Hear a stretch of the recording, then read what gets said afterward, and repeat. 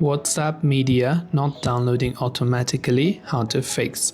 Now, if the media on WhatsApp, that may be some documents that others send to you, is not downloading automatically, what you have to do is, for that, open up WhatsApp, tap the three dots icon from the top right hand side and simply go to settings. From settings, you want to scroll down and select the option storage and data. The first thing you can do is you can choose media upload quality. You can set this to standard or HD quality and tap on save. And you can also select auto download quality to set it to auto. But if your media is not auto downloading when using mobile data, when connected on Wi-Fi, or when roaming. So when connected on Wi-Fi, you can see I have set it to no media, which means none of the documents will be downloaded by default unless I check all of these options manually myself.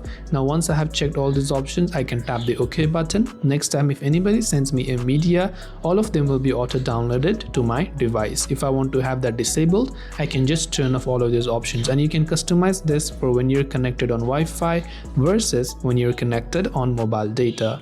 I hope the video helped you. If you have any questions, feel free to leave them down below. As always, thank you for watching and see you soon in the next video.